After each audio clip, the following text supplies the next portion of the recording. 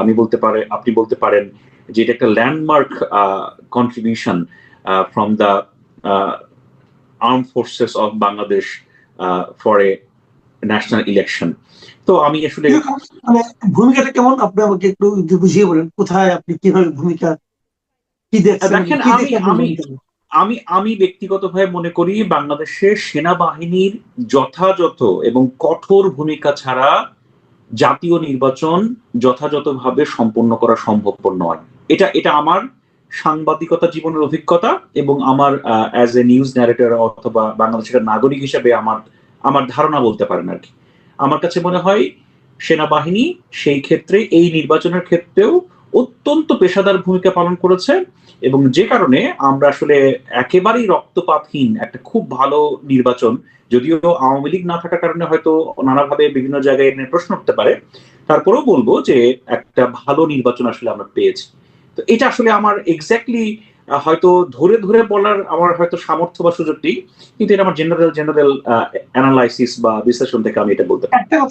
একটা কথা অনেকে এমন কথা বলে থাকেন যে আরো, মনে করেন আপনার প্রায় বছর দেড়েক বছর, মানে 1 বছর কয়েক মাস আগে সেনাপ্রধান একবার একটা বিদেশি সংবাদ মাধ্যমকে বলেছিলেন যে তার বিবেচনায় এই ধরনের নির্বাচন, প্রপার নির্বাচন হওয়ার জন্য 18 মাস সময় লাগতে পারে, 18 মাস যথেষ্ট সময়।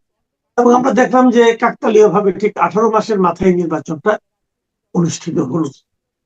ওভাবে চুলচেরা হিসাব করতে গেলে যে 18 মাস পরে আর 4 দিন লেগেছিল মাত্র। তো আপনি কি মনে করেন যে নির্বাচনটা এই সময় হতে পারলো, এর সঙ্গে সেনাবাহিনী প্রধানের ওই বক্তব্যের কোনো সম্পর্ক আছে অথবা প্রভাব আছে?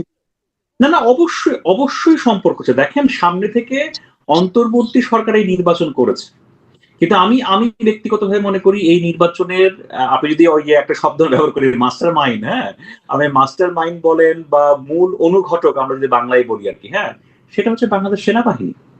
এবং এটা আমি বিশ্বাস করি, এটা অনেকে আপনার সাথে একমত নাও হতে পারেন, কিন্তু আমি মনে করি যে আসলে এই নির্বাচনে বাংলাদেশ সেনাবাহিনীর একটা অত্যন্ত পেশাদার ভূমিকা ছিল, যে ভূমিকার কারণে আমরা আসলে একটা রক্তপাতহীন এবং যথাযথভাবে ক্ষমতা হস্তান্তর সেটা আমরা আসলে দেখতে পেয়েছি। যাও, তাহলে আপনার নির্বাচনটা পিছনে আপনি সেনাবাহিনীকে একটা ক্রেডিট দিচ্ছেন, এটুকু ঠিক আছে। কিন্তু কিছু কিছু ক্ষেত্রে তবে নির্বাচন নিয়ে একটু বিতর্ক হয়েছে, যেমন নির্বাচনে কত পার্সেন্ট ভোট পড়েছে এটা নিয়ে কিন্তু অনেকের মধ্যে সন্দেহ আছে। তারা বলছে, যদিও সরকার বলছে যে 60% ভোট কাস্ট হয়েছে, আবার কেউ কেউ বলছে যদি হয়ে থাকে ভোট কাস্ট, তাহলে সেটা সঙ্গে মানে নির্বাচন যখন শেষ হলো তখনই কেন জানানো হলো না, এটা জানাতে কেন পরের দিন পর্যন্ত ওয়েট করতে হলো? এটা একটা সন্দেহের কারণ হতে পারে। তো আবার এটা কিন্তু একটু সন্দেহ আমিও করি। তো এই ক্ষেত্রেও কি আপনি মনে করেন যে সরকারের কোনো ভূমিকা নেই, পজিটিভ নেগেটিভ? না, আমি আমি আসলে আমি আপনি যদি আমাকে আসলে সার্বিকভাবে বলতে বলেন, আমি আমি মনে করি যে বাংলাদেশের মতো দেশে, তৃতীয় বিশ্বের এত সীমাবদ্ধতার দেশে আসলে নানা ধরনের তো ছোটখাটো অনিয়ম থাকবেই, এটা খুব স্বাভাবিক আমি মনে করি আর কি। আমার দৃষ্টিতে এই ছোটখাটো প্রশ্ন, ছোটখাটো অনিয়ম, এগুলোকে সাথে নিয়েই নির্বাচনটা ভালো হয়েছে, এটা হচ্ছে আমার শেষ কথা আর কি।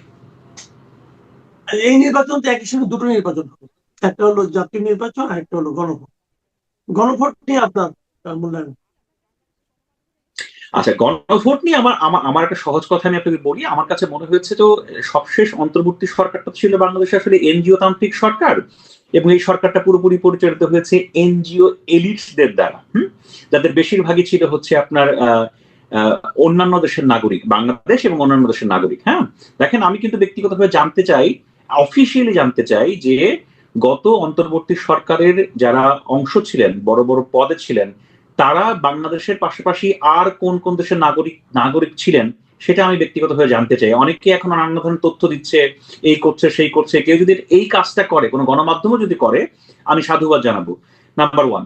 নাম্বার টু হচ্ছে, এই সরকার হচ্ছে আপনার এনজিও এলিটদের একটা সরকার, এবং এই সরকার রাষ্ট্রযন্ত্রে রাষ্ট্রযন্ত্রে এনজিও এলিটদের ক্ষমতাকে আপনার সংরক্ষিত করার জন্য নানা ধরনের মেকানিজম করেছে বলে আমার ধারণা। যার যার অন্যতম একটা বড় একটা ব্যাপার ছিল হচ্ছে সংস্কার নাটক, এবং আরেকটা বড় বিষয় ছিল হচ্ছে সেটাকে আপনার গণভোট পর্যন্ত টেনে নিয়ে যাওয়া।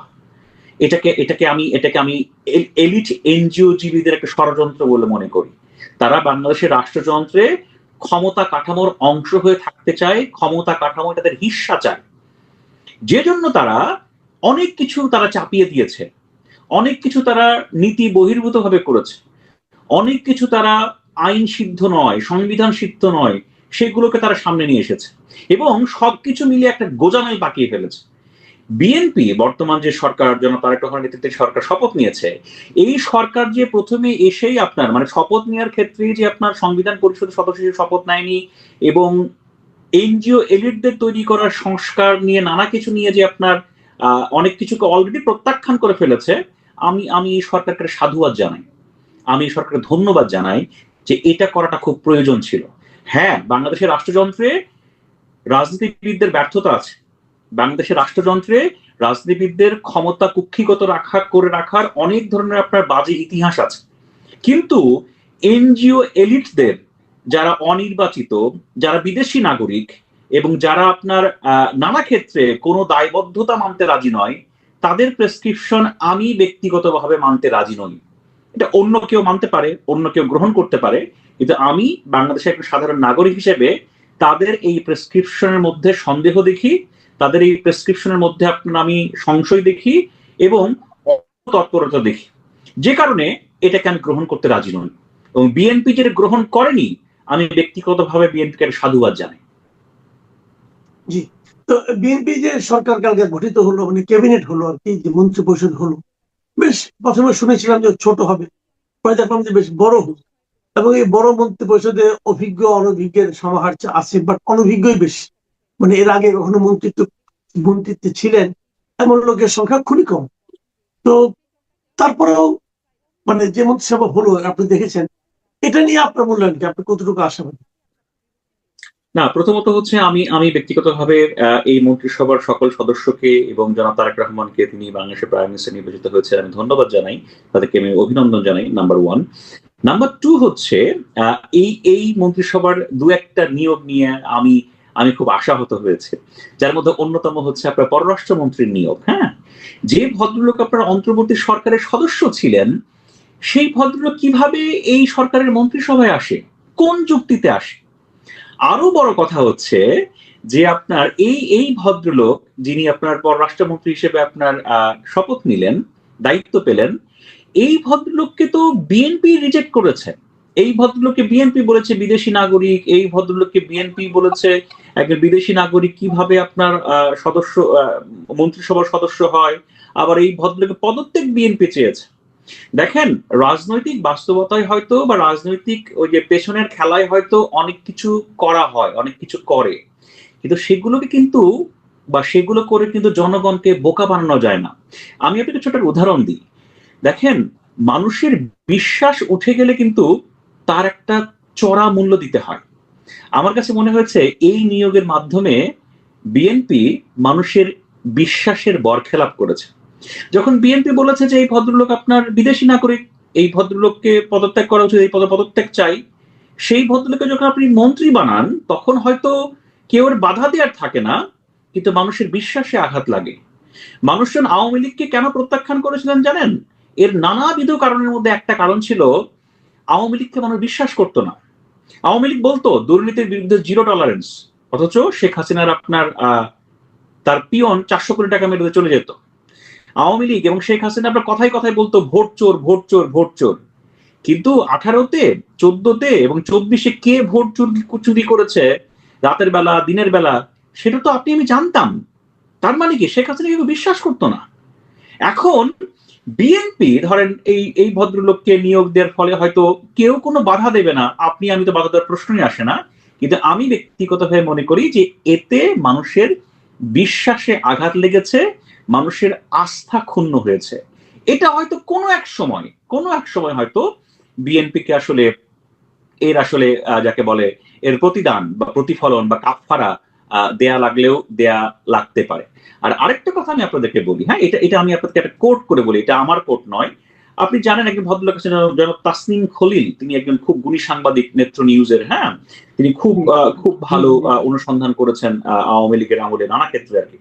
এই ভদ্রলোক একটা স্ট্যাটাস লিখেছেন আপনার এই নিয়োগটা নিয়ে। আমি জাস্ট আপনাকে দুটো লাইন একটু পড়ে শোনাই।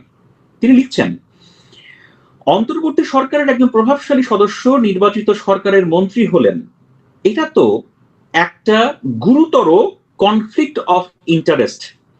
যে সরকারের দায়িত্ব ছিল নিরপেক্ষ ইলেকশন করা, সেই সরকারের লোকজন যদি নির্বাচনের কয়েকদিন পরেই একটা রাজনৈতিক সরকারের মন্ত্রিত্ব নেন, তাহলে অন্তর্বর্তীকালীন সরকারের নিরপেক্ষতা নিয়ে প্রশ্ন তুলতেই হয়। দুটো বিষয়, এই নিয়োগটা একটা গুরুতর conflict of interest definitely, number one. এই নিয়োগটা যে আপনার অন্তর্বর্তী সরকার চলে গেল, সেই সরকারকেও তো প্রশ্নবিদ্ধ করে। আমি ঠিক জানি না যে বিএনপি এই ভদ্রলোককে মন্ত্রী নিয়োগ দিল কেন, বা দিতে বাধ্য হলো কিনা, বা তাকেই এত কেন প্রয়োজন। এগুলো হয়তো রাজনীতির ভেতরের খেলা, এগুলো হয়তো আপনার আমার পক্ষে জানা সম্ভবপর নয়। কিন্তু আমার কাছে এই নিয়োগটা ভালো লাগেনি। আমার কাছে মনে হয়েছে এর জন্য কোনো না কোনো এক সময় আসলে বিএনপি কে মূল্য দেয়া লাগতে পারে। জি, আর অন্যান্য যেগুলো আছে এগুলো নিয়ে অন্য কোনো মন্ত্রিত্ব অথবা অন্য কোনো ব্যক্তি নিয়ে আপনার কোনো মূল্যায়ন আছে কি? না, প্রথমত আমার কাছে মনে হয়েছে আপনার আরেকজন ব্যক্তি জানেন, তিনি সম্ভবত ঢাকার একজন রবিউল সাহেব নামে একজন মন্ত্রী হয়েছে। তিনি আমাদের ডিপার্টমেন্টের বড় ভাই। হ্যাঁ, আমি সাংবাদিকতা বিভাগে পড়তাম, উনি সাংবাদিকতা বিভাগের স্টুডেন্ট ছিলেন। হ্যাঁ, তো তার নামে তো একটা হত্যা মামলা আছে, এবং সাংবাদিক হত্যা মামলা। হ্যাঁ, তাকে মন্ত্রিসভায় রাখা হলো, খুব সুন্দর 3টা মন্ত্রণালয়ের দায়িত্ব তাকে দেওয়া হয়েছে। তিনি হয়তো হত্যা মামলার যে প্রেক্ষাপটে তিনি আলোচনায় এসেছিলেন, সেখান থেকে হয়তো তিনি আইনগতভাবে হয়তো তিনি ছাড় পেয়েছেন বা ক্লিয়ারেন্স পেয়েছেন, বা আইনগতভাবে হয়তো তিনি দোষী হয়তো প্রমাণিত হননি। কিন্তু তার তো একটা ইমেজের ক্ষতি হয়েছে, এবং তাকে নিয়ে তো একটা সমালোচনা বা বা একটা একটা ধরেন প্রশ্ন আছে সমাজে আর কি। হ্যাঁ, তাকে মন্ত্রী করাটা কেন একেবারেই প্রয়োজন হলো, সেটা আসলে আমার আমার খুব একটা বোধগম্য হয়নি। আমার কাছে মনে হচ্ছে এর চাইতে হয়তো একটা বেটার চয়েস বা আপনার অন্য কাউকে দেয়া যেতে পারতো। আরেকটা বিষয় আমার কাছে মনে হচ্ছে, আপনার সংস্কৃতি মন্ত্রণালয়টাকে হয়তো এই সরকার আরেকটু ভিন্নভাবে চিন্তা করতে পারতেন। সম্ভবত একজন নারীকে দিতে পারতেন, টেকনোক্রেট কোটা কাউকে দিতে পারতেন, সাংস্কৃতিক অঙ্গনের কোন একজন ব্যক্তিকে, সেটা হয়তো ভালো হতে পারতো। আমি বলবো আরেকটা বিষয়, আরেকটা নিয়োগ আমার খুব ভালো লেগেছে, সেটা হচ্ছে যে আমিনুল ইসলামকে আপনার নিয়োগ দেওয়া হয়েছে টেকনোক্রেট কোটায় আপনার যুব ক্রীড়া প্রতিমন্ত্রী হিসেবে। আমি মনে করি এটা খুবই ভালো একটা আপনার নিয়োগ। এটা হয়তো খুব বাংলাদেশের ক্রিকেট নিয়ে আপনি জানেন আমরা অলরেডি নানা ধরনের সমস্যার মধ্যে আছি। অনেক ক্ষেত্রে তিনি হয়তো পেশাদারত্বের পরিচয় দিয়ে তিনি হয়তো অনেক সমস্যার সমাধান করতে পারেন।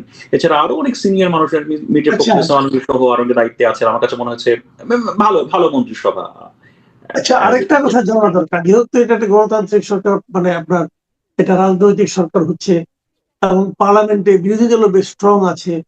বিরোধী দল তো আসন সংখ্যা অনেক, ভোটও পেয়েছে তারা 30% উপরে।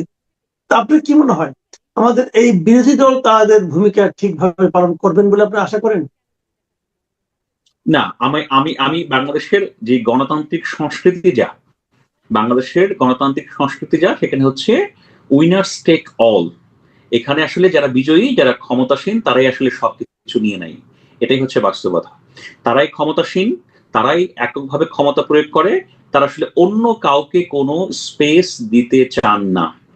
এই সরকার আসলে বিরোধী শক্তি, এই সরকার সিভিল সোসাইটি, বা এই সরকার সমাজের আরো যে অন্যান্য অংশের যারা মানুষজন আছেন, স্টেক হোল্ডার আছেন, তাদেরকে সাথে নিয়ে আরো কিছু করবেন কিনা সেটা হয়তো আগামীতে বোঝা যাবে। এখনই তো আমি বলতে পারি না। কিন্তু আমার ধারণা এটা হয়তো ঘটবে না, কারণ এটা বাংলাদেশের রাজনৈতিক সংস্কৃতিতে নেই। এটা খুব সহজ নয়। না, কিন্তু আমার কথা হলো, যেমন আমাদের এখানে আগে বিরোধী দলগুলি একটা একটা কালচার ছিল যে কিছু হলেই তারা ওয়ার্কআউট করতো এবং সংসদ বয়কট করতো। কিন্তু আমার কিন্তু কেন যেন মনে হয় যে জামাত ইসলামের মধ্যে বোধহয় সেই কালচারটা দেখা যাবে না। তারা হয়তো জাতীয় সংসদের মধ্যে নানা রকম আলোচনা করবে এবং সেটাকে সবসময় একটা ভাইব্রেন্ট রাখার চেষ্টা করবে। আপনি কি তাই মনে করেন? না, প্রথমত হচ্ছে দেখেন, আমি খুবই কার্যকর এবং প্রাণবন্ত একটা সংসদ দেখতে চাই। হ্যাঁ, আমি একজন নাগরিক হিসেবে বাংলাদেশের পার্লামেন্টের বহুদিন থেকে আমি আপনার ভালো কার্যকর কোনো আলোচনা শুনিনি। হ্যাঁ, তর্ক বিতর্ক শুনিনি, সেই তর্ক বিতর্কের প্রেক্ষাপটে সিদ্ধান্ত গ্রহণ করতেও দেখিনি। তো একটা কার্যকর সংসদ তো আমি দেখতেই চাই। তো সো এক্ষেত্রে আসলে আগামীতে জামাত ইসলামী, এনসিপির কিছু তরুণ সদস্য আছে, তারা আসলে কিভাবে ভূমিকা রাখবেন, কিভাবে তারা কাজ করবেন, এটা তাদের সিদ্ধান্ত। তবে আমি প্রথমত মনে করি যে এই পার্লামেন্টটা হয়তো একটা ইতিহাস সৃষ্টি করলেও করতে পারে, কারণ এই পার্লামেন্টটা যখন আপনার গঠিত হতে যাচ্ছে তখনই কিন্তু বিরোধী দল, যে আমাদের পক্ষ থেকে বলা হয়েছে তারা হচ্ছে আপনার গাড়ি নেবে না, তারা প্লটও নেবে না। এবং তারপরে দেখলাম যে আপনার সরকারি দল বিএনপির তরফ থেকে জানানো হলো যে তারাও ডিউটি ফ্রি গাড়ি নেবেন না, তারাও কোনো প্লট নেবেন না। তো এগুলো তো ভালো উদাহরণ। তো এই উদাহরণগুলো যদি আপনার আগামীতে আরো ইতিবাচক ভাবে চর্চা করা হয়, সেটা তো বাংলাদেশের গণতন্ত্রের জন্য ভালো, এবং সেটাই আপনি আমি দেখতে চাই। আমি আশা করি হয়তো সেই চর্চাটা আসলে ভালো ইতিবাচক চর্চাটাই আসলে আহ চর্চিত হবে আমাদের পার্লামেন্টে। আমি একেবারে শেষ প্রশ্ন করতে যাচ্ছি আপনাকে। আপনি শুরুতেই বলছিলেন একটা কথা, যে এই নির্বাচনে আওয়ামী লীগের অনুপস্থিতি এটা আপনার কাছে স্বাভাবিক অথবা ভালো মনে হয়নি। আপনি কি মনে করেন যে এই নতুন সরকার আসলে পর আওয়ামী লীগের রাজনীতিতে প্রত্যাবর্তনটা ইজি হবে, অথবা হবে কিনা আদৌ? না, এটা এটা খুব জটিল প্রশ্ন। দেখেন, আমি আপনাকে একটা খুব সহজ করে কথা বলি। বাংলাদেশের রাষ্ট্র কাঠামোতে যারা আসলে ক্ষমতায় ছিলেন, তারা হয় একনায়ক ছিলেন, না হয় ডিকটেটর ছিলেন। কারণ যারা এটা হয়তো কোনো নির্বাচিত অথবা অনির্বাচিত, হ্যাঁ, এবং বিভিন্ন শাসক যারা দেশ শাসন করেছেন তাদের শাসন প্রক্রিয়ার মধ্যে আপনার ফ্যাসিজমের আপনার এলিমেন্টস ছিল। ওকে, এবং দেখা যায় যে যিনি আসলে ক্ষমতা গ্রহণ করেন, তিনি তো সেটা কখনো ক্ষমতা ছাড়তে চান না। আমি একটা ছোট্ট তথ্য আপনাদেরকে এখানে বলি, এটা হয়তো অনেকেই শুনে মন খারাপ করবেন বা অনেকেই হয়তো আপনার রাগও করতে পারেন, কিন্তু আমার কাছে মনে হয় তথ্যটাকে বলা প্রয়োজন। দেখেন, বর্তমান যে ক্ষমতাসীন বিএনপি যদি পলিটিক্যাল হিস্ট্রি দেখেন, এখানে কিন্তু আপনি একটা ভিন্ন চিত্র দেখবেন, যেটা বিএনপির জন্য ভালো নয়। যেমন বিএনপির যে প্রথম সরকার, জেনারেল জিয়াউর রহমানের আপনার প্রথম যে সরকার, তিনি আসলে ক্ষমতা ছেড়েছেন, ক্ষমতা যে বাধ্য হয়েছেন, তিনি আসলে নির্মম হত্যাকাণ্ডের শিকার হয়েছিলেন। বাংলাদেশের মুক্তিযুদ্ধের একটি বীর সেনানায়ক, তিনি হত্যাকাণ্ডের শিকার হয়েছেন। তিনি কিন্তু আহ পরবর্তীতে নির্বাচনের মাধ্যমে ক্ষমতা হস্তান্তর করার সুযোগও তিনি পাননি। তারপরে 91 থেকে 96 সালে বেগম জিয়া যখন ক্ষমতায় ছিলেন, তারপরে কিন্তু জেনারেলি একটা ভালো ইলেকশন দিয়ে তিনি কিন্তু ক্ষমতা হস্তান্তর করতে পারেননি বা করেননি। তারপরে তাকে 12ই ফেব্রুয়ারি একটা নির্বাচন করে তারপরে আবার সেই নির্বাচন বাতিল করে আবার নির্বাচন থেকে তাকে ক্ষমতা ছাড়তে হয়েছে। 2001 থেকে 2006 সাল পরে যে বিএনপি গভর্নমেন্টটা ছিল, সেই বিএনপি গভর্নমেন্টের কিন্তু ভালোভাবে ক্ষমতা ছাড়তে পারেনি, তখন 111 ঘটেছে। তার মানে হচ্ছে বিএনপি সরকারের কিন্তু আপনার ক্ষমতা হস্তান্তর করার যে ইতিহাস, সেটা কিন্তু খুব একটা সুখকর নয়, এবং এটা আসলে কারোরই সুখকর নয়। বাংলাদেশে কেউই কখনো ক্ষমতা হস্তান্তর করতে চায়নি। হ্যাঁ, বঙ্গবন্ধু শেখ মুজিবুর রহমান হত্যাকাণ্ডের শিকার হয়েছেন, এরশাদ আপনার ক্ষমতা ছাড়তে বাধ্য হয়েছেন। হ্যাঁ, ইভেন 2007 সালে যে আপনার সেনা সমর্থিত তত্ত্বাবধায়ক সরকার, সেই সরকারও হয়তো দীর্ঘদিন থাকতে চেয়েছিলেন, তাদের হয়তো অন্য পরিকল্পনা ছিল, তারাও একটা পর্যায়ে হয়তো নির্বাচন দিতে বাধ্য হয়েছেন। ঠিক আছে, ক্ষমতা কিন্তু কেউ আসলে ছাড়তে চায় না বাংলাদেশের রাজনৈতিক ইতিহাসে। তো বর্তমান ক্ষমতাসীন বিএনপি তারা 5 বছর পরে একটা ফ্রি ফেয়ার ইলেকশন দেবে, এবং সেই ইলেকশনে তাদের যদি হেরে যাওয়ার আপনার সম্ভাবনা থাকে, প্রধানকে সমুন্নত রাখবেন, আরেকদিকে আপনি শপথ নিচ্ছেন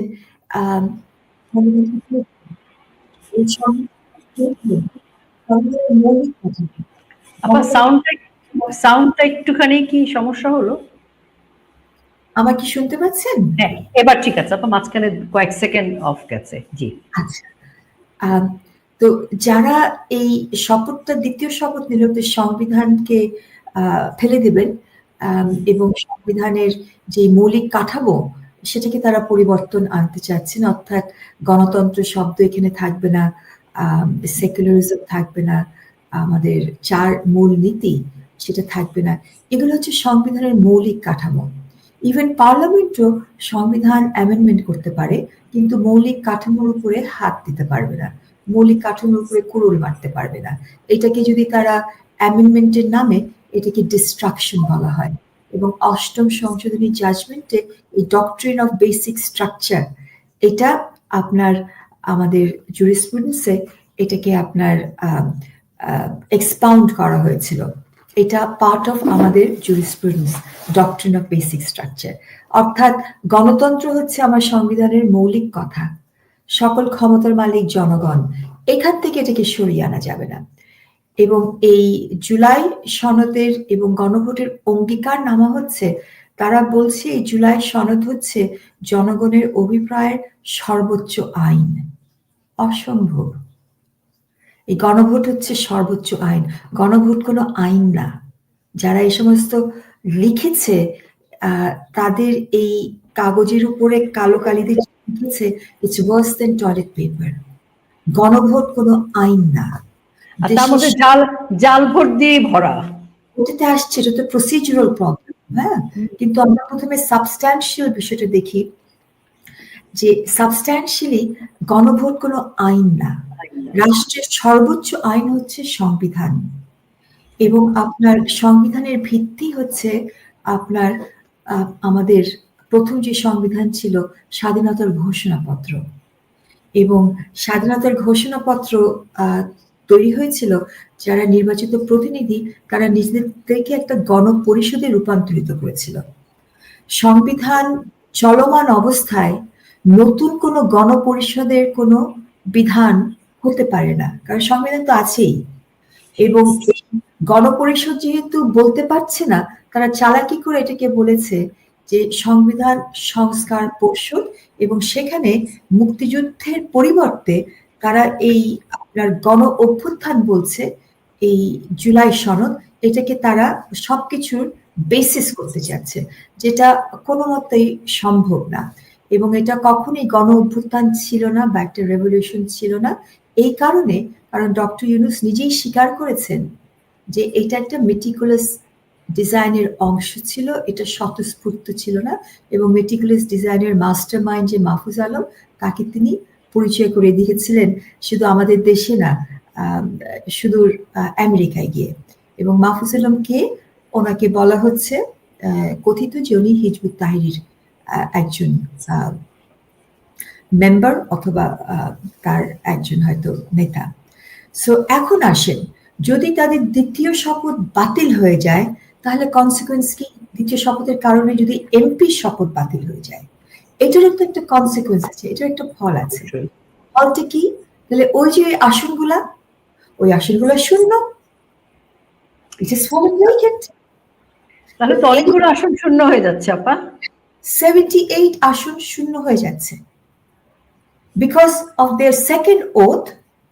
এমপি ওথ বাতিল হয়ে গেল, অর্থাৎ ওই কনস্টিটিউয়েন্সিতে কোনো এমপি নেই, তাহলে ওই আসনগুলো শূন্য হয়ে গেল। ওই আসন শূন্য হয়ে গেলে ওখানে বাই ইলেকশন হতে হবে, এবং বাই ইলেকশন হতে হলে এখানে আপনার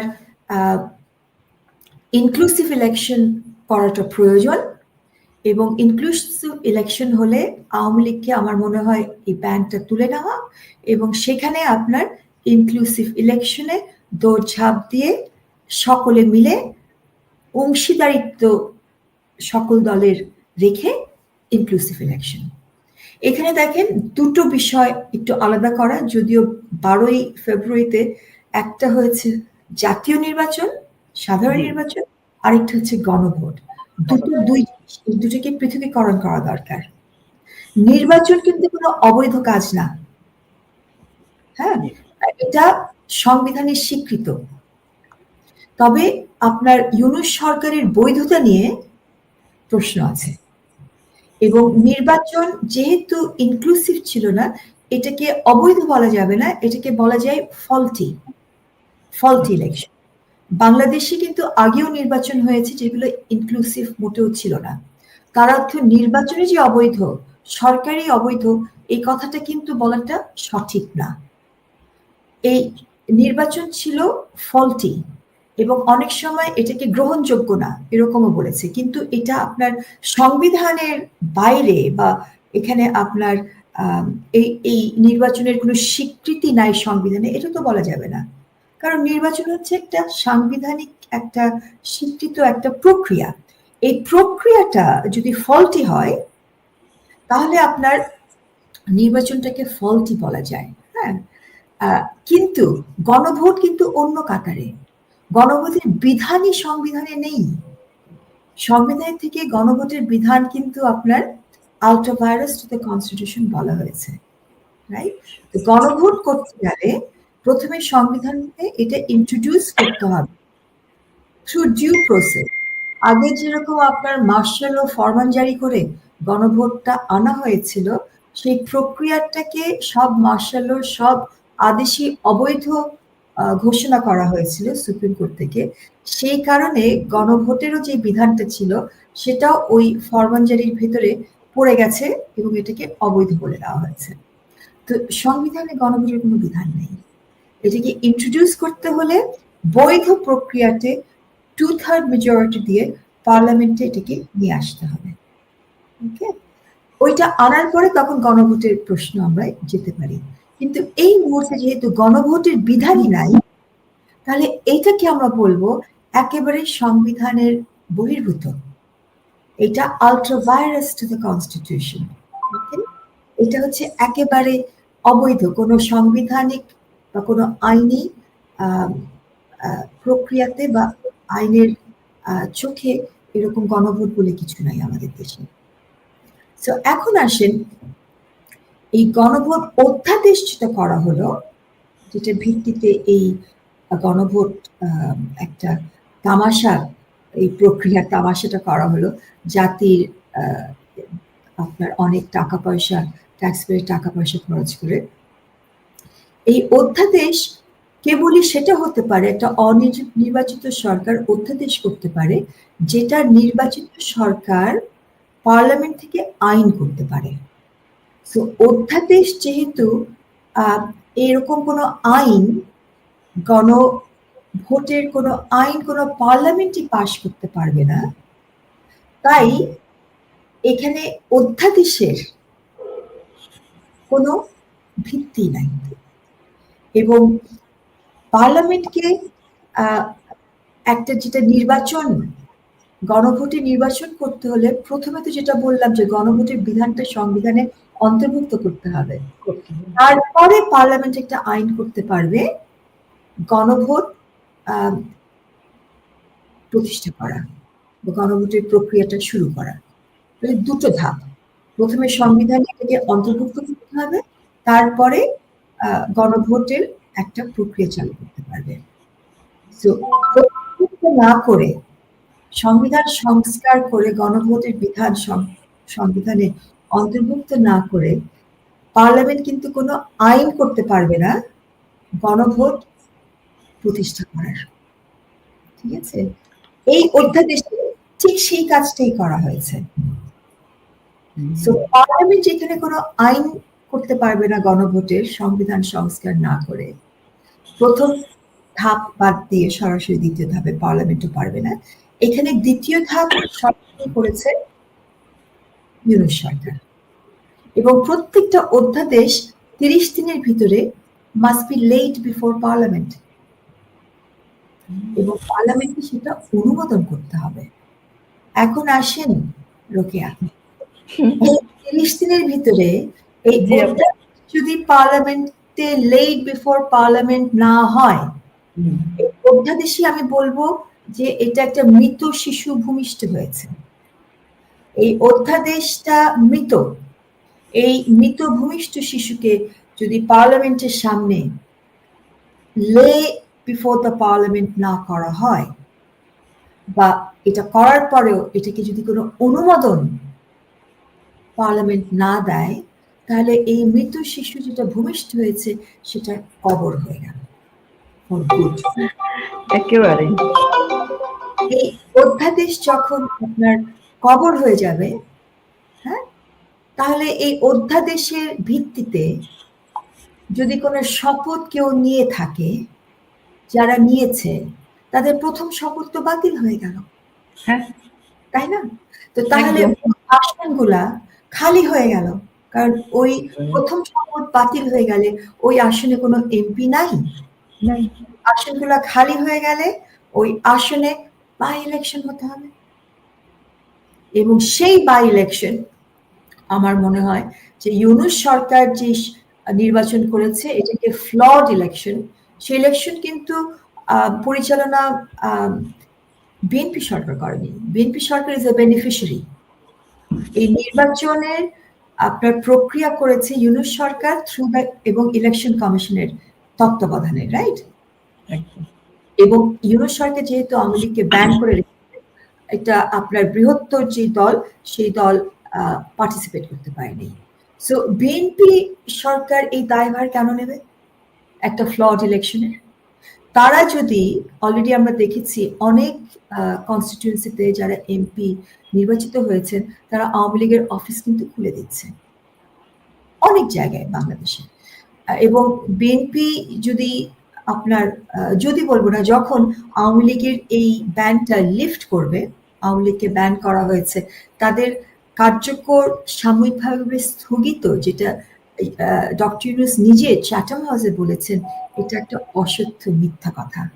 এটা কখনোই তাদের কার্যকর আপনার সাময়িকভাবে বন্ধ ছিল না।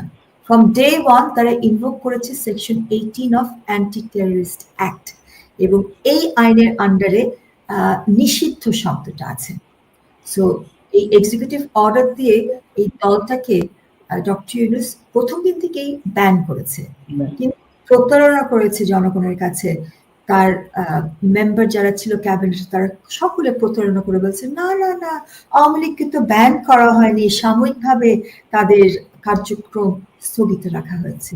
BS, absolute nonsense, verbal inexactitude. They have lied to the people. এবং ব্রিটিশ ওভারসিজ ডেভেলপমেন্ট মিনিস্টার যখন বাংলাদেশে এসেছিল, চ্যাটাম হাউসে মিথ্যা কথা বলেছিল ডক্টর ইউনূস নিজে, এবং ব্রিটিশ এই ওভারসিজ ডেভেলপমেন্ট মিনিস্টার যখন বাংলাদেশে এসেছিল, তার সামনে প্রথমবারের মতো সত্যি বলতে বাধ্য হয়েছিলেন যে এটা আওয়ামী লীগ ইজ ব্যাড। অর্থাৎ হ্যাঁ, চ্যাটাম হাউসে লন্ডনে মিথ্যা কথা, ব্রিটিশ ওভারসিজ, এবং সবই প্রমাণ আছে। এগুলো তো সব আপনার অনলাইন মিডিয়া, খবর কাগজে সবখানে আছে। সো এখন এই ফলটি ইলেকশনের দায়ভার বিএনপি উপরে যে একটা ব্ল্যাক স্পট যেটা বলা হয়, অনেক সময় বলে যে একটা ব্লার চলে আসছে তাদের এই শাসন আমলে, যেটা ইনক্লুসিভ নির্বাচন না করে তারা এসছে। দিস টু আ ডিগ্রি 100% না হলেও দে ক্যান কিওর ইট। যে 78 সিট এখন ভেকেন্ট হয়ে গেল দ্বিতীয় শপথের ফলে, সেখানে রি ইলেকশন হতেই পারে, বাই ইলেকশন হতেই পারে।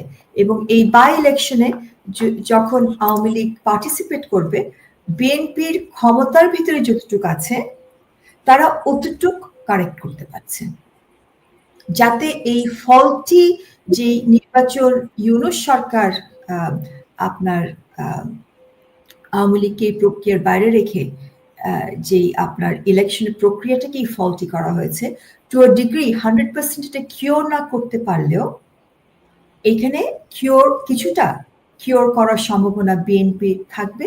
এবং বিএনপি তখন কিন্তু এই ইউনূস সরকারের যেই আপনার মানে আনরিজনেবল যেই কাজ, সেটা দায়ভার তারা তো তাদের পিঠে নেওয়ার তো দরকার নেই, এবং এটা তখন একটা ইনক্লুসিভ নির্বাচন হতে পারে। এবং আমার মনে হয় this is the right way forward. একেবারে। এখন যেটা তাহলে এই মুহূর্তে বাংলাদেশ আওয়ামী লীগ এবং আপামর জনসাধারণের যে রায়, যে না ভোটের পক্ষে ভোট দিয়েছিল, তাহলে জনসমর্থন নিয়ে বাংলাদেশ আওয়ামী লীগ তো এখন এই দাবিটা করতেই পারে রাজনৈতিকভাবে যে এটা আমাদের অধিকার, এবং এই ইস্যুতে তো আন্দোলন হতে পারে বাংলাদেশ আওয়ামী লীগের পক্ষ থেকে। হ্যাঁ, এখন আপনি যে প্রশ্নটা আমাকে একটু আগে করেছিলেন প্রসিডিউরাল, একটা তো আমি বললাম যে সাবস্ট্যান্সিয়াল ক্ষমতাই নাই। যেমন এই গণভোট, যেটা আমি একেবারে অবৈধ বলছি, কারণ এই পাওয়ারই নাই। এবং ভোট করার ইলেকশন কমিশনের যে দুটো ক্ষমতা আছে, সেটা হচ্ছে প্রেসিডেন্টের নির্বাচন এবং জাতীয় সংসদ নির্বাচন।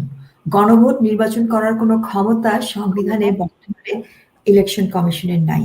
তো এই ক্ষমতাটা ইলেকশন কমিশনকে কিন্তু অধ্যাদেশের মাধ্যমেও দেয়া হয়নি, তাদেরকে কিছু প্রসিডিউরাল ক্ষমতা দেয়া হয়েছে। অর্থাৎ রিটার্নিং অফিসাররা যেই ভোটগুলা গণনা করবে, ওটাকে ট্যালি করে ইলেকশন কমিশন কেবলমাত্র তোতা পাখির মতো ওটাকে জাস্ট ডিক্লেয়ার দেবে। কিন্তু এই পুরো গণভোটটা আমরা দেখেছি সরকার নিজেই পার্টি হয়ে গেছে। সরকার নিজেই এই গণভোটটাকে করার জন্য বিভিন্ন আপনার প্রশাসন, পুলিশ, ইভেন বাংলাদেশ ব্যাংকের গভর্নরকে দিয়ে অবৈধভাবে চিঠি লিখিয়েছে অল দ্য হ্যাঁ, যে তাদের যারা ব্যাংকে যাদের ক্লায়েন্ট আছে ক্লায়েন্টদেরকে বলার জন্য। এটা আপনার সরকার যেহেতু নিজে এটাতে ইনভলভড, এটাকে আপনার তত্ত্বাবধান ইলেকশন কমিশন করছে না, that reason alone will render the referendum invalid. এবং এই প্রেক্ষিতে ইলেকশন কমিশন একটা চিঠি, যেটাকে আমি বলবো শোকজ লেটার, সরকারকে দিয়েছে যে সরকার এখানে ইনভলভ হতে পারে না। এবং আমি সরকারের কিছু উপদেষ্টাকে বলতে শুনলাম, জাস্টিফাই করছে দে আর ক্রিমিনালি অ্যান্ড সিভিল লায়াবিলিটি তাদের চলে আসবে, যে এই গণভোট করলে গণতন্ত্র পুনরুদ্ধার হবে, অথচ এই জুলাই সনদে গণতন্ত্র শব্দটা সংবিধান থেকে বাদ দেওয়ার পায়তারা হচ্ছে। What rubbish are they talking? What nonsense are they talking? আপা এই রিজনে কি তাদের বিরুদ্ধে মামলা হয় না? হ্যাঁ, আপনার সংবিধানের ভেতরেই তো রাষ্ট্রদ্রোহীর অনেকগুলো ধারা আছে, যে তারা সংবিধান ফেলে দিতে চাচ্ছে অবৈধ গণভোট করে, তো সেই ক্রিমিনাল অফেন্স তো হবেই। কিন্তু আমি মনে করি এই জুলাই সনদ প্রক্রিয়া এবং এই সংস্কার প্রক্রিয়া করার জন্য যে রাষ্ট্রের ট্যাক্স পেয়ারের যে অভাবে যে টাকা খরচ হয়েছে, আপ্যায়নের খরচই নাকি গেছে 103 কোটি খরচ হয়েছে আলী রিয়াজের, রাইট? তো এগুলো তো আমাদের ক্ষতিপূরণের মামলা, কারণ তারা হচ্ছে পয়সা চেনে, দ্যাটস অল দে আন্ডারস্ট্যান্ড। হ্যাঁ, এবং এদেরকে আমার মনে হয় হাজার হাজার কোটি টাকার ক্ষতিপূরণ, কারণ আপনার এখানে তো তাদের কোনো ডিসক্রেশন ছিল না। অনেক সময় নির্বাচিত সরকার বা অনির্বাচিত সরকারের ডিসক্রেশন থাকে যে কোন পলিসিতে তারা যাবে। হ্যাঁ, সেখানে আপনার তাদের যে ক্ষমতা নাই বলা যাবে না, কিন্তু এই ডিসক্রেশনটা তারা অবৈধভাবে হয়তো এক্সারসাইজ করছে, কিন্তু তাদের জুরিসডিকশন নাই বলা যাবে না। কিন্তু গণভোটের ভিতরে বিষয়ে আমরা বলতে পারি দে হ্যাড নো জুরিসডিকশন, কারণ এটা সংবিধানেই নাই। এখানে তো ডিসক্রেশনারির বিষয় না, এবং ডিসক্রেশনটা এক্সারসাইজ করতে গিয়ে তারা আনরিজনেবল ছিল, তাদের সিদ্ধান্ত তারা অটল ছিল, ডিউ প্রসেস হয়নি, অতদূর যেতেই হবে না। আমরা সিম্পলি বলতে পারি এটার ক্ষমতাই তো আপনার পার্লামেন্টও দেয় নেই, সংবিধানও নেই, কোনো আইনই নেই, তো এটা আপনার একেবারে তার ক্ষমতার বহির্ভূত কাজ। টু দ্যাট এক্সটেন্ট এটা totally ultra virus to the constitution. সেই কারণে কোনো অন্তর্বর্তী সরকার বা কোনো রাজনৈতিক সরকারও এই কাজ করতে পারে না। এবং সংবিধান সংস্কারের দায়িত্ব কোনো সরকারকেই দেওয়া হয় নাই, এটা কেবলমাত্র দেওয়া হয়েছে সংসদকে। সংসদ এবং সরকার দুই জিনিস, এই 2/3 দিয়ে সংসদ এই কাজটা করতে পারে, কোনো সরকার করতে পারে না, এবং অরাজনৈতিক আনইলেক্টেড সরকার তো দূরের কথা। সো এই জন্য আমি মনে করি এখানে তাদের ক্ষতিপূরণের একটা রায় হাতে নিয়ে দেশে বিদেশে যেখানে তাদের অ্যাসেটগুলো আছে, আমরা ওইটা এক্সিকিউশন করার জন্য ওই দেশগুলোতে আমাদের যে এগুলাকে পুনরুদ্ধার করা, ওকে, যে তাদের বহির্ভূত যে কাজ করেছে। তারপর আপনি প্রসিডিউরালি আরো আসেন, ব্যালট পেপার দেখেন, ব্যালট পেপারে হ্যাঁ ভোটের পাশে একটা টিক চিহ্ন আছে, আর না ভোটের পাশে একটা আপনার আছে, রাইট? যে কোনো ব্যালট পেপার ওখানে যদি কোনো ম্যানিপুলেশন হয়, কোনো সিম্বল বা মার্ক থাকে যেটাকে ম্যানিপুলেট করা উদ্দেশ্যে, একটা ম্যালাফিডি উদ্দেশ্য নিয়ে, এটা তো গুড ফেইথ না, দ্যাট ওয়াজ ব্যাড ফেইথ, ম্যালাফিডি। এখানে আপনার নোংরা একটা উদ্দেশ্য ছিল সরকারের, এই নোংরা উদ্দেশ্য, হ্যাঁ, এটা প্রতীয়মান দৃশ্যমান ব্যালট পেপার ইটসেলফ, ওই ballot paper itself will be disqualified, ওই ব্যালট পেপার অচল, ওই ব্যালট প্রত্যেকটা ব্যালট পেপার ইজ আপনার এখানে ডিসকোয়ালিফাইড, এবং ওখানে আবার নাম্বারও ছিল না পা। I am just coming to that. তারপরে হচ্ছে আপনার এক্স্যাক্টলি আপনি যেটা বললেন রোকেয়া, ভেরি কারেক্ট, কোনো ব্যালট পেপারে কোনো নাম্বার নেই, আমরা জানি না কয়েকটা ব্যালট পেপার ছাপানো হয়েছিল। এবং আলী রিয়াজকে সাংবাদিকরা প্রশ্ন করেছিলেন যে সাধারণ ভোটের যে সংখ্যা আর গণভোটের যে সংখ্যা, গণভোট তো 8,000-এর মতো গণভোটের সংখ্যা বেশি, সাধারণ ভোটের থেকে গণভোটের সংখ্যা বেশি কেমন করে হলো? তখন উনি একটা খোঁড়া যুক্তি দাঁড় করাবার চেষ্টা করেছিলেন, যেটা কেউ খায় নাই। সেটা হচ্ছে যে আপনার মানুষরা এসে নাকি কোনো সাধারণ ভোটে ভোট দেয়নি, তারা নাকি কেবলমাত্র গণভোটে ভোট দিয়ে গেছে, মানে ওনার সাথে আলোচনা করে গেছে আর কি। হ্যাঁ, ওরকমই মনে হচ্ছে। এবং উনি আরো খোঁড়া যুক্তি দিয়ে বললেন যে এখনো তো 3-4টা কনস্টিটিউয়েন্সিতে নির্বাচন হয়নি, ওখানে যখন নির্বাচন হবে দেখবেন দুটো সংখ্যা ট্যালি হবে। এখন আসেন, কি অদ্ভুত আপনার ইললজিক্যাল কথাবার্তা। উনি নাকি কোন প্রফেসর, কোন ইউনিভার্সিটির, হ্যাঁ, এটা কিভাবে, I just don't understand. It's so stupid. উনি তো সংবিধানের তো কেউ না, উনি সংবিধানের উপরে তো কোনো ওনার দক্ষতাই নেই, জ্ঞান নাই, এবং এই কমিটিতে কোনো সাংবিধানিক এক্সপার্টই ছিল না। হ্যাঁ, তারা যে রাষ্ট্রের সর্বোচ্চ আইন নাড়াচাড়া করছে, not a single constitutional expert আর দ্যাট। হ্যাঁ, এটা হাস্যকর। এবং উনি যেটা আপনার এই খোঁড়া যুক্তি দিয়ে দিলেন, যখন 3-4টা আসনে যখন আবার নির্বাচন হবে, তখন আপনার এই প্রপোর্শনেটলি সাধারণ ভোটের সংখ্যা যেরকম বাড়বে, অতটুকুই তো গণভোটের সংখ্যা বাড়বে, আদৌ যদি গণভোটে মানুষ ভোট দেয়, তাই না? তো ওখানে ওই আসনগুলোতে নির্বাচন হলে এটা ট্যালি হয়ে যাবে। উনি এটা কোন সেন্সে বলছেন? ওখানে জাল ভোট রেডি করেছে সেই জন্য আপা।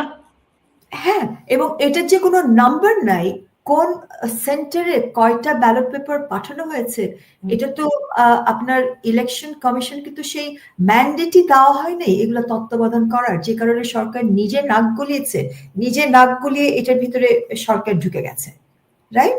আমরা তো ফুটেজ দেখেছি, সন্ধ্যার সময় ভোরবেলা এভাবে ভোট দিয়ে যাচ্ছে। হ্যাঁ, অদ্ভুত ব্যাপার। আপনার প্রিসাইডিং অফিসার গুলা মিনিটে আপনার ভোট দিচ্ছেন এভাবে করে তাকাচ্ছে, ভোট দিচ্ছেন এভাবে করে তাকাচ্ছে, এবং সিসিটিভিতে এগুলো সব আপনার রেকর্ডেড হচ্ছে। এবং এগুলো তো সরকারের ইনস্ট্রাকশনস ছিল যে তোমরা আমার কর্মচারী, এবং ওনারা অনেক সময় ভুলে যায় যে ওরা প্রজাতন্ত্রের কর্মচারী, সরকারি কর্মচারী না। এই ব্রিটিশ আমল থেকে যেটা বলা হচ্ছে যে government servant, they are not government servant, okay? তারা হচ্ছে সেবা দিচ্ছে প্রজাতন্ত্রের, তারা হচ্ছে মালিক পক্ষ যে আমরা আছি, জনগণকে সেবা দিচ্ছে, তারা গভর্নমেন্ট সার্ভেন্ট না, তারা প্রজাতন্ত্রের কর্মচারী, ওকে? সো তাদের বস সরকার না, তাদের বস হচ্ছে they are accountable to the people, okay? So এই জিনিসটা তারা অনেক সময় ভুলে যায়। তো এই যে এই বিভিন্ন কারণে যে প্রসিডিউরালি বললাম, প্রসিডিউরাল তো এই প্রক্রিয়াগুলা একেবারে অবৈধ, ঠিক আছে?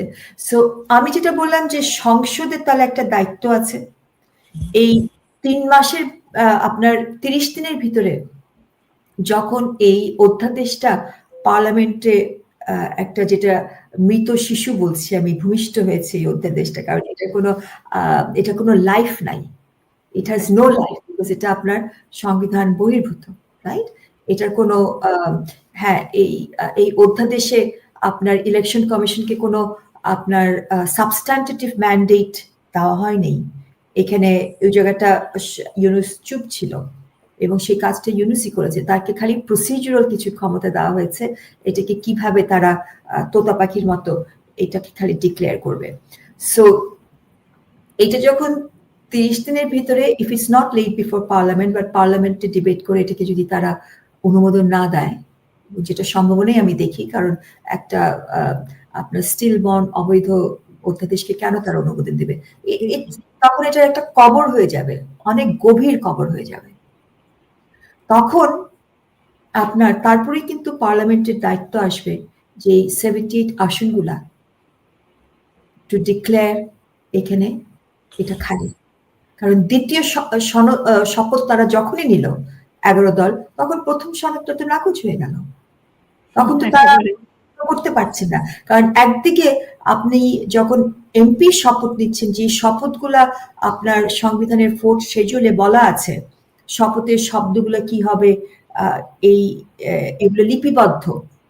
তো uphold, defend and protect the constitution, সংবিধানকে সমুন্নত রাখার যে শপথ, এটা একটা খুব সিরিয়াস শপথ, এবং সংবিধান হচ্ছে সর্বোচ্চ আইন হিসেবে গণ্য করে যেটাকে সমুন্নত রাখবে। আর দ্বিতীয় শপথটা কি? সর্বোচ্চ আইন নাকি গণভোট। গণভোট কোনো আইন না, স্টুপিড যারা লিখেছে এগুলা, যেটা বললাম। এবং জনগণের অভিপ্রায়ের the solemn expression of the people is the constitution. জনগণের অভিপ্রায় যে পরম যে অভিব্যক্তি স্বরূপ হচ্ছে আমাদের সংবিধান, যেটা রাষ্ট্রের সুপ্রিম ল। সো গণভোট তো সুপ্রিম ল না। এবং এটাকে, এই গণভোটটাকে এবং জুলাই সনদ অঙ্গীকারনামাকে তারা সুপ্রিম ল বলছে, যেটা সংবিধানের সঙ্গে ক্ল্যাশ করছে। It cannot be, absolutely no. Supreme law যখন বলছে, অর্থাৎ এখানে জনগণ যে সকল ক্ষমতার মালিক, এবং এই মালিক পক্ষ বলে দিয়েছে তাদের যে এই সার্বভৌমত্ব ক্ষমতা, এটা কিভাবে সংবিধানের মাধ্যমে এই ক্ষমতা ভারসাম্য রেখে রাষ্ট্রের যে 3টা অর্গান, এই 3টা অর্গান এই ক্ষমতা প্রয়োগ করবে কিভাবে, চেক এন্ড ব্যালেন্সের মাধ্যমে। পার্লামেন্টে যদি বেশি বাড়াবাড়ি করে আপনার মৌলিক কাঠামো সংবিধানের অ্যামেন্ড করে ফেলে দিতে চায়, তখন এটাকে চেক করবে জুডিশিয়ারি। বা আপনার এক্সিকিউটিভ যদি এই আইন বা সংবিধান বিরোধী তাদের কোনো সিদ্ধান্ত দেন, যেটা তাদের কোনো এখতিয়ার নাই, বা তারা ডিসক্রেশন ইউজ করেন, ডিসক্রেশনের ভিতরে তারা যদি সঠিক মতো বিবেচনা না করেন, আনরিজনেবল হয়, সেটাকেও জুডিশিয়ারি স্ট্রাইক ডাউন করতে পারবে। চেক এন্ড ব্যালেন্সের মাধ্যমে এই 3টা অর্গান অপারেট করছে। সো সেইটাকে তারা একেবারে ফেলে দিয়ে গণভোটকে তারা প্রতিষ্ঠা করতে চাচ্ছে as the highest law. It's absolute nonsense. গণভোট কোনো আইনই না, এটা একটা প্রক্রিয়া। অ্যাট বেস্ট সেই প্রক্রিয়াটা হতে পারে পার্লামেন্ট যখন এটা সংবিধানে অন্তর্ভুক্ত করবে, তারপরে একটা গণভোট হবে, 2টো ধাপ। ওকে, সো এইখানে বর্তমান যে অবস্থায় আছে এই জুলাই সনদ, কারণ জুলাই সনদ বলে আমি কোনো একটা দলিল দেখি নাই। এক এক রাজনৈতিক দল এক একটা দলিলে সই দিয়েছে। ইটস নট ইভেন প্রতারণা, সবার সাথে তো প্রতারণা। তার আগে কিন্তু আরেকটা বড় প্রতারণা করেছে। জুলাইতে যে মানুষরা স্বতঃস্ফূর্ত ভাবে রাস্তায় এসেছিল, আমি তর্কের খাতিরে ধরে নিচ্ছি যে একটা সংখ্যক স্টুডেন্ট, তাদের পরিবার বা কিছু মানুষ হয়তো নিজেদের কোনো একটা উদ্দেশ্যে, লক্ষ্যে বা কোনো সৎ মনে করেই তারা হয়তো এসেছিল, ভালো উদ্দেশ্য নিয়ে। কিন্তু সেই মানুষগুলোকে কিন্তু আজকে ব্যবহার করে জুলাই সনদ, তারপরে এই যে গণভোট, এগুলো কিন্তু সেখান থেকেই তো তৈরি করেছে। তো সেই মানুষগুলোকে তো তখন বলেনি তোমাদেরকে দিয়ে আমরা জুলাই সনদ করব, আমরা সংবিধান ছুঁড়ে ফেলে দিব। তার মানে পুরো জাতির সাথেও কিন্তু ওই মুহূর্তে তাদের সাথে প্রতারণা করা, এবং সেই মানুষগুলোকে ব্যবহার করছে জুলাই সনদে। কারেক্ট। এবং এটা ছিল একটা বৈষম্য বিষয়, বৈষম্য বিরোধী একটা আন্দোলন ছিল, যেটা আপনার সে সময় সরকার নিজেও কিন্তু ওইটার বিরুদ্ধে একটা অবস্থান নিয়েছিলেন, সুপ্রিম কোর্টে আপিল করেছিলেন ওই রায়টার বিরুদ্ধে। সো সেটা নিয়েও কথা আছে। সেখানে আমি অ্যামিকাস কিউরি হিসাবে আদালতের আমন্ত্রণে আমার বক্তব্য ছিল, সেখানে আমি একটা প্রশ্ন তুলেছিলাম যে মুক্তিযোদ্ধারা তো অনগ্রসর গোষ্ঠী নয়, তারা অগ্রগামী সৈনিক, অ্যাভাঙ্গার্ড অফ আওয়ার নেশন। সো আপনার কোটা কেবলমাত্র দেয়া আছে যারা পিছিয়ে পড়া গোষ্ঠী এবং নারীদের জন্য, তাও সর্বকালীনের জন্য না, স্বল্প মেয়াদী একটা বিষয়, যাতে সবাইকে এক কাতারে তুলে আনা যায়। তারপর থেকে কিন্তু কোনো কোটা থাকবে না। সো এটা আপনার একটা টেম্পোরারি মেজার। হ্যাঁ, সো মুক্তিযোদ্ধারা তো আপনার পিছিয়ে পড়া গোষ্ঠী নয়, ঠিক আছে? সো তাদের জন্য কেন তাহলে এই কোটা? এবং আমাদের রাষ্ট্রটা হচ্ছে একটা রিপাবলিক, এখানে বংশ পরম্পর কোনো প্রথা থাকতে পারে না। এবং আনফর্চুনেটলি এই প্রশ্নের জবাব কিন্তু অ্যাপেলেট ডিভিশন দেননি। তারা এখানে একটা আইনমন্ত্রী একটা কোনো টেলিভিশনে বলেছিলেন আমরা কোটা কমিয়ে 5%। সো তারা এটাকে ডিসমিস করে দিলেন। ডিসমিস করার পরে 104 অনুচ্ছেদে তারা কমপ্লিট জাস্টিসের নামে একটা রেকমেন্ডেশন দিলেন। সেই রেকমেন্ডেশনটা ওখানে ওনারা 5% বলে দিলেন। সো এই মামলার পরে যখন আমি অফিসে আসলাম, আমার সিনিয়র অফিসে ছিলেন, উনি তখন জিজ্ঞেস করলেন যে এটা কি হলো। তো আমি যখন ওনাকে বললাম যে এখানে কমপ্লিট জাস্টিসের নামে অ্যাপেলেট ডিভিশন এটা করেছেন, উনি তো একেবারে আকাশ থেকে পড়লেন। উনি বললেন কমপ্লিট জাস্টিস, এটা তো প্রতিটা কেসেই আমরা অ্যাক্ট কেসে যেগুলাতে কমপ্লিট জাস্টিস করার কথা, অ্যাপেলেট ডিভিশন হচ্ছে সর্বোচ্চ আদালত, তাদের দায়িত্বই হচ্ছে কমপ্লিট জাস্টিস করা। যেখানে 104-এ মনে করিয়ে দিয়েছে ইন কেস দে ফরগেট। এবং এই কমপ্লিট জাস্টিস কখনোই আমরা অ্যাপ্লিকেশন নিই, অ্যাপেলেট ডিভিশন কখনোই এটাকে এন্টারটেইন করে না ইন মেনি কেসেস, বেশিরভাগ ক্ষেত্রে। এখানে কোনো অ্যাপ্লিকেশন ছাড়িয়ে ওনারা সুমোটো অ্যাপেলেট ডিভিশন কমপ্লিট জাস্টিসের নামে যেটা করলেন, আমার সিনিয়র কিন্তু খুব একটা মৌলিক প্রশ্ন আমাকে করলেন যে কমপ্লিট জাস্টিস করতে হবে যখন কোনো মামলা তাদের সামনে থাকবে, একটা লিস্ট পেন্ডিং থাকতে হবে, সেটার উপরে কমপ্লিট জাস্টিস। যখন তারা জিনিসটাকে ডিসমিস করে দিল, তাদের সামনে তো কিছু নেই আর, তো কিসের উপরে ওনারা কমপ্লিট জাস্টিস করলেন? Once it is dismissed, finished. ওনারা রেকমেন্ডেশন কিভাবে দেয়? এবং দেখেন এখানে যে সুপ্রিম কোর্ট আছে, আগে যেটাকে হাউস অফ লর্ডস বলা হতো, তারা কিন্তু রায় বলতো না, বলতো তাদের রেকমেন্ডেশন। অর্থাৎ রেকমেন্ডেশন যেটা আসবে from the highest judiciary, it is more than binding. So ওখানে এই প্রশ্নের জবাব যেটা অনেক কাঠখড় পুড়িয়ে যখন সুযোগ আসে, আমরা এরকম সাংবিধানিক প্রশ্নগুলা সর্বোচ্চ আদালতের সামনে নিয়ে যাই, এবং এই প্রশ্নের একটা জবাব পাওয়াটা খুবই বাঞ্ছনীয়, কারণ এই সুযোগ প্রতিদিন আসে না। আনফর্চুনেটলি এই প্রশ্নের জবাব আমরা পাইনি, এবং এই কমপ্লিট জাস্টিস ওনারা করলেন on when there is no list pending, তাদের সামনে কোনো মামলা পেন্ডিং না, ওই মামলাটাকে তো ওনারা ডিসমিস করে দিলেন। ডিসমিস করার পরে যখন তাদের সামনে কোনো মামলা নাই, কিসের উপরে কমপ্লিট জাস্টিস হলো? সো এই পারমিট। এবং 3 নম্বর প্রশ্ন, এখানে কত পার্সেন্ট থাকবে কি থাকবে না, এটা তো একটা পলিসি সিদ্ধান্ত। এই পলিসি সিদ্ধান্তের ভিতরে আদালত তো নাক গলাতে পারে না। এখানেও চেক এন্ড ব্যালেন্স, আদালত দেখবে এটা বৈধ না অবৈধ, দ্যাটস ইট।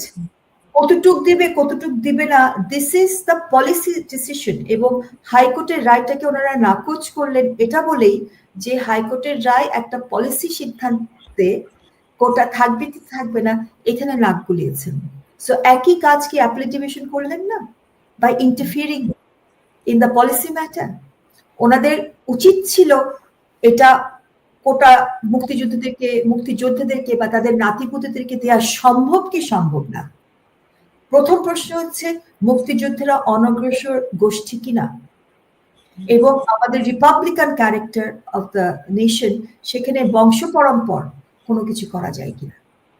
এখানে দেখেন, সো এটা হচ্ছে এই সরকারি বা আমি বলবো যে প্রজাতন্ত্রের কর্মচারীদের কোটা।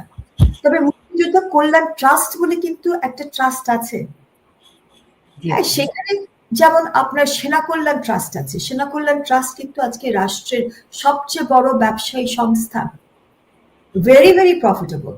তো মুক্তিযোদ্ধা কল্যাণ ট্রাস্টকে যেটা বঙ্গবন্ধু করে গিয়েছিলেন, সেখান থেকে তো অনেক কিছুই করা যায় মুক্তিযোদ্ধাদের পক্ষে, বিকজ এটা ট্রাস্টে তৈরি হয়েছে মুক্তিযুদ্ধ বা তাদের যারা আপনার ফ্যামিলি থাকবে তাদের জন্য এই ট্রাস্টটা করা হয়েছে। That was the right forum, যে ফোরামের ভেতর দিয়ে অনেক কিছু করা যেত, তাই না? মুক্তিযোদ্ধাদের নামে আপনার বৃত্তি দেওয়া যেত, মুক্তিযোদ্ধাদের নামে আপনার নানা ধরনের কম্পিটিশন করা যেত, তাদের যারা পরিবার ছিল তাদের জন্য অনেক কিছু করা যেত। বাট এখানে করাপশনে ভরা মুক্তিযুদ্ধের কল্যাণ ট্রাস্ট, কাগজপত্র কিছু পাওয়া যায় না।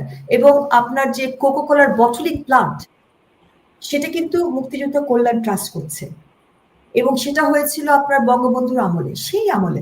This is a very profitable একটা এন্টারপ্রাইজ, হ্যাঁ, বটলিং অফ কোকোকোলা। তারপরে কিন্তু আর কোনো কিন্তু আপনার এত যে বড় বড় সব আপনার রাষ্ট্রীয় যে প্রজেক্টগুলো হচ্ছে, ব্যবসাগুলো হচ্ছে, সেখানে মুক্তিযুদ্ধ কল্যাণ ট্রাস্ট অবহেলিত।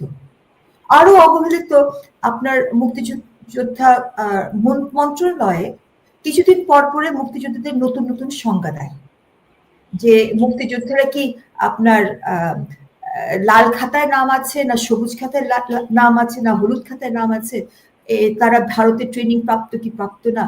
এবং আমারই এখন আপনার 6 বেশি মামলা পেন্ডিং আছে, যেখানে প্রকৃত মুক্তিযোদ্ধাদেরকে এই কোটা থেকে তাদের নাম বাদ দিয়ে হয়েছে।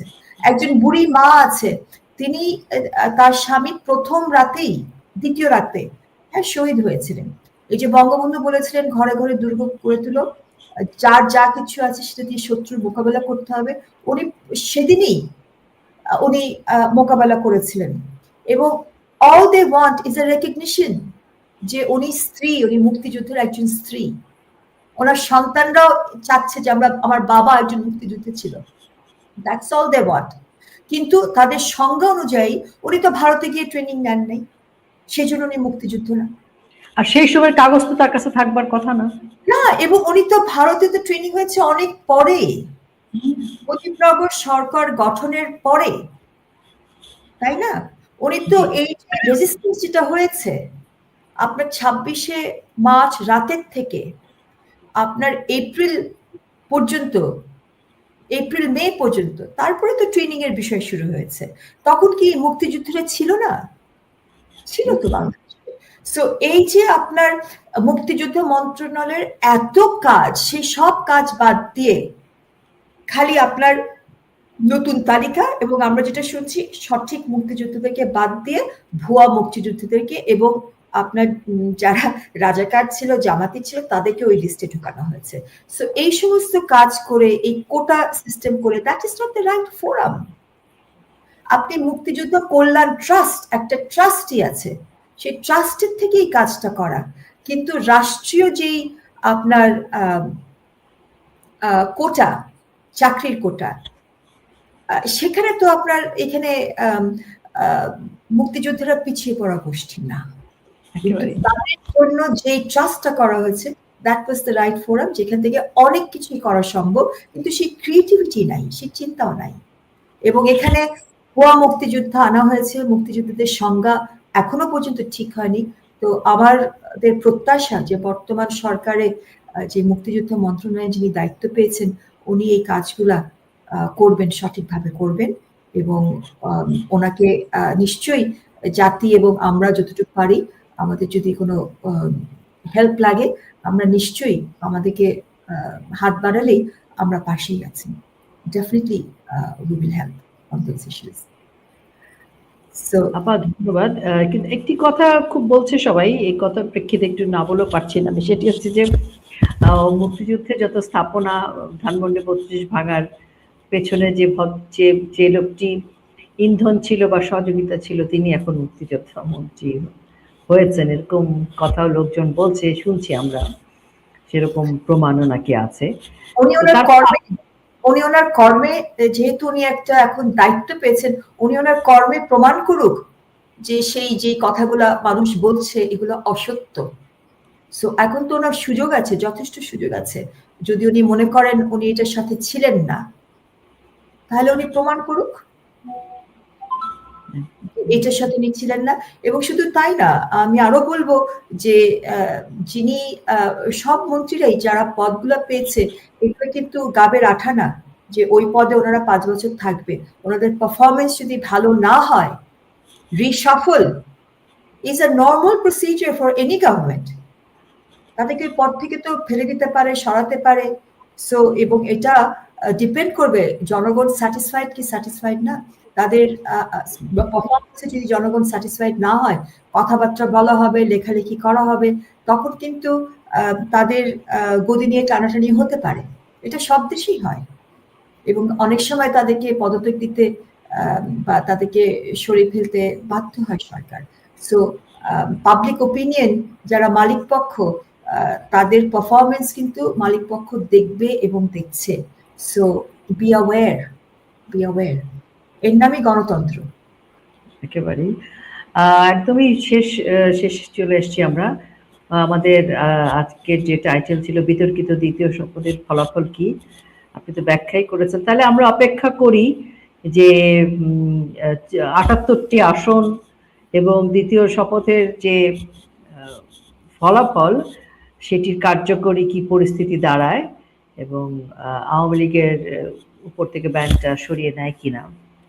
আমি জাস্ট আপনার আবারও বলবো, সংসদে তো আপনার যেটা বললাম যে 30 দিনের ভিতরে এই অধ্যাদেশ, it's not late before parliament. এটা মৃত যেই শিশু ভূমিষ্ঠ হয়েছে যার নাম হচ্ছে গণভোট, সেটা অলরেডি উইল বি বেরিড। কিন্তু আমি মনে করি এখানে দায়িত্ব আছে সরকারের এবং জুডিশিয়ারির, ঠিক আছে? সরকারের কিন্তু দায়িত্ব আছে যে এই গণভোটে কেন আপনার এই ব্যালট পেপার গুলোতে টিক চিহ্ন এবং ক্রস চিহ্ন ছিল, এটা কার নির্দেশে হয়েছে, রাইট? এই ছাপাখানাগুলা কাদের ছিল, এই কোন ছাপাখানায় এগুলা বিজি প্রেসে হয়েছে? বিজি প্রেস হলে তো এখানে কোনো নির্দেশ বা ফরম্যাট কে দিয়েছেন? আলী রিয়াজ সাহেব দিয়েছিলেন এই ফরম্যাটটা, যার ভিত্তিতে এটা কি ইলেকশন কমিশনের কর্তৃক ছাপা যদি হয়ে থাকে, ফরম্যাটটা কোত্থেকে এসছে, কার দিক থেকে এই ফরম্যাটটা হয়েছে, এবং কোনো নাম্বারিং নাই কেন? তো এই জিনিসগুলো আমি মনে করি সরকারের দায়িত্ব, তাদের একটা কমিশন করা, কমিশনে এগুলো তদন্ত করা, এবং এই গণভোটের যে আপনার বিধানে যে 35টা প্রশ্ন ছিল, সেগুলো তো অ্যানেক্স করা ছিল না এই গণভোটের ব্যালট পেপারের সাথে। তো সাধারণ মানুষকে এইভাবে প্রতারণা করা হলো কিনা এটা তো কেউই বুঝতে পারবে না। সো সরকার একটা কমিশন করতে পারে, কমিশনে এগুলা তুলিয়ে দেখতে পারে। এবং 3 নম্বর অর্গান হচ্ছে জুডিশিয়ারি। জুডিশিয়ারির কাজ হবে যে পার্লামেন্ট হয়তো এটাকে রিপিল করে দিল, কিন্তু জুডিশিয়ারি কাজ হবে, এবং এটার একাধিক মামলা হওয়ার সম্ভাবনা আমি দেখি এক একটা বিষয়ে, এবং এটাকে আপনার একেবারে এটাকে আপনার void ab initio ultra vires to the constitution, এই শব্দগুলা জুডিশিয়ারির মুখ থেকে আসতে হবে, টু দ্য হাইয়েস্ট জুডিশিয়ারি। এবং সেটা আমার মনে হয় একদিনে হবে না, কারণ জুডিশিয়ারি ঘোড়ার মতো দৌড়ঝাঁপ দেয় না, এটা স্লো, হাতির মতো চলে, এবং আপনার বিশাল powerful, but it takes time. To that extent আমার মনে হয় রাষ্ট্রের যে প্রত্যেকটা অর্গান আছে, পার্লামেন্ট তার কাজ করবে। এই আপনার গণভোটটাকে যেটা বললাম, এটা অলরেডি এটার আপনার ভয়েড হয়ে যাবে once it is laid before parliament. এটাকে যদি অনুমোদন যখন পার্লামেন্ট দেবে না, সরকারের দায়িত্ব আছে সরকারি লেভেল থেকে এই যে এই কারচুপিগুলো হলো, এবং গণনায় যে কারচুপি, কোনো নাম্বারিং নাই কেন, এবং প্রত্যেকটা ব্যালট যে আপনার নাল এন্ড ভয়েড, কারণ এই ব্যালটে ইনফ্লুয়েন্স করার কোনো মার্কিং যদি থাকে যেটা ইনফ্লুয়েন্স করবে, সেই ব্যালট কিন্তু আপনার অগ্রাহ্য করতে হবে, এবং প্রত্যেকটা ব্যালটই সেটা। এটা সরকার থেকে একটা কমিশন করে করা, আর জুডিশিয়ারির ভিতর থেকে একাধিক মামলা আসবে, এবং প্রত্যেকটা মামলায় এন্টারটেইন করে। কিছু কিছু মামলা কিন্তু আমার মনে হয় শত্রুপক্ষ করাতে পারে, ঠিক আছে? এই আপনার খুব উইক মামলা বা আপনার ফল্টি ভাবে মামলাটাকে তারা নিজেরাই হয়তো সাজিয়ে জুডিশিয়ারির কাছে যাবে এটাকে ডিসমিস করার জন্য। সো ওটা জাস্ট বিকজ আপনার প্রপারলি প্রেয়ারটা আপনার ড্রাফটিং হয় নাই, বা কলা কৌশল করে শত্রুপক্ষই নিয়ে যাবে, জামাতের পক্ষ থেকেই হয়তো এরকম কিছু মামলা থাকতে পারে, ওগুলাকে ইগনোর করে একাধিক মামলা যদি থাকে, সঠিকভাবে যেগুলা আপনার বৈধভাবে, যেগুলা আপনার উইথ প্রপার গ্রাউন্ড যেটাকে সামনে নেওয়া হবে, সেগুলোকেও এন্টারটেইন করা প্রয়োজন, because this are very important constitutional issues. এটাকে সিম্পলি আপনার এন্টারটেইন না করা বা ডিসমিস করা, যেগুলো আপনার ভুয়া কেস বা যেগুলো আপনার মোটিভেটেড কেস, সেগুলোকে ডিসমিস হলেই যে সঠিক কেসগুলো এন্টারটেইন হবে না সেটা আমি মনে করি না। সো এই রাষ্ট্রের 3টা অর্গানেরই দায়িত্ব আছে, পার্লামেন্টের, এক্সিকিউটিভ সরকারের এবং বিচার বিভাগের। 3টে আপনি দেখবেন it's a matter of time এই গণভোটটাকে খুব গভীরভাবে কবর দিবে। তাদের থেকে, তাদের যে নিজেদের ক্ষমতা আছে, তাদের যে নিজেদের প্রেক্ষিত থেকে, কিন্তু কারণ এই 3টা প্রেক্ষিত কিন্তু ভিন্ন ভিন্ন। একেবারেই। আর মানে জি, by election, inclusive by election, যে কাজটা ইউনূস সরকার করে নাই, সেই কাজটা আপনার বর্তমান সরকার পুরোপুরি কিওর না করতে পারলেও, যেটা বললাম যে পার্লামেন্টারি ইলেকশন ইজ ফল্টি, এটাকে একেবারে অবৈধ বলা যাবে না। ইউনূস সরকারের লেজিটিমেসি নিয়ে প্রশ্ন আছে, কিন্তু যে কোনো ইন্টারিম গভর্নমেন্ট পৃথিবীর যে কোনো জায়গায় যদি একটি ইন্টারিম সরকার হয়, তাদের দায়িত্বই কিন্তু ইলেকশন দিয়ে চলে যাওয়া। সো তাদের সেই জন্য ইলেকশনটাই অবৈধ বলাটা আমার মনে হয় না। I would be very careful, আমি অতদূর মোটেও যাব না, but definitely the election is faulty. এবং বিগত আমলেও আমরা দেখেছি বাংলাদেশে